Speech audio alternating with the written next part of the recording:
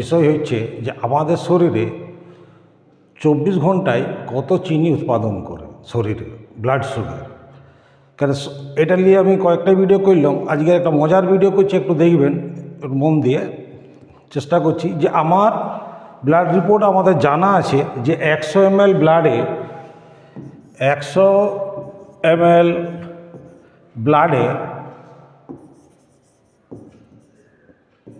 ব্লাডে সুগারের পার্সেন্টেজ কত, blood sugar বা চিনি 120 মিলিগ্রাম। 100 ml ব্লাডে চিনি মানে সুগার হচ্ছে 120 মিলিগ্রাম। তাহলে 1000 ml মানে 1 লিটার ব্লাডে চিনি হচ্ছে, ওকে যদি আমি গুণ করি তাহলে 10 দিয়ে গুণ করলে,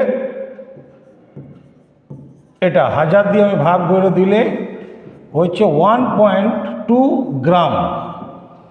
1.2 গ্রাম 1000 ml। আমাদের শরীরে সাধারণত ব্লাড আছে 5000 ml মানে 5 লিটার।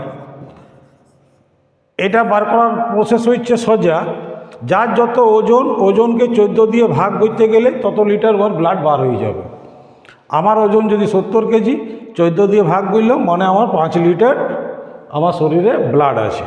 তাহলে আমার 5 লিটার ব্লাডে চিনির মাত্রা হচ্ছে 1.2 গ্রাম গুণিত 5 মানে 6 গ্রাম।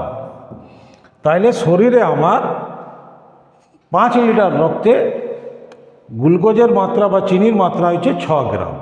সারাদিনে যদি আমি 5 টাইম খাবার খাই তাহলে এই 6 গ্রাম চিনি আমার উৎপাদন করছে, তার মানে 30 গ্রাম আমার সারাদিনে বডি চিনি উৎপাদন করছে।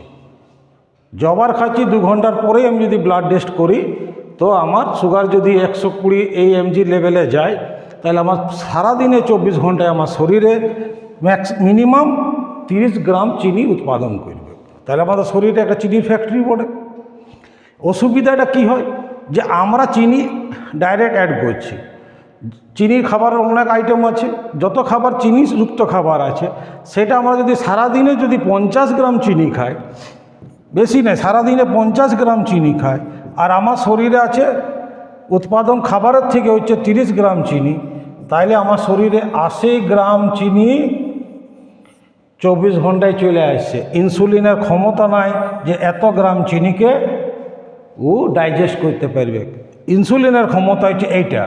তাহলে যখনই আমি 50 গ্রাম চিনি খাবার খাচ্ছি ডায়াবেটিস পেশেন্টের জন্য, এই 50 গ্রাম চিনিটাই হচ্ছে ওয়ার বিষাক্ত। এই জন্য অনেক লোক ভাবে যে আমার সুগার লেভেল আছে, ডায়াবেটিস পেশেন্ট একটা মিষ্টি খায়, মিষ্টি খাওয়া মানে সেই মিষ্টির মধ্যে যতটা চিনি আছে সেটা ওয়া শরীরে বাড়তি রান করবে। এই সিম্পল লজিকটা অনেক লোক বুঝতে খুঁজে না। ডায়াবেটিস পেশেন্ট যখনই তুমি ডায়াবেটিস মানে সুগারের আওতায় চলে আইসো, তার মানে চিনিটাকে চিনিটা রক্তে সরাসরি গিয়ে মিশে যায়, ওটাকে ভাঙতে পারে না। ব্লাডে সোজাসুজি চিনিটা রান করবে, কেন সোজাসুজি চিনি গ্লুকোজ রান করবে। ইনসুলিনের ক্ষমতা নাই ওই চিনিটাকে ও লেভেলে আনতে পারবে। যদি ম্যাথ অঙ্কটা যদি বুঝতে পারেন তাহলে বুঝে যাবেন যে আমার চিনি খাওয়া চলবে কি চলবে না। ধন্যবাদ।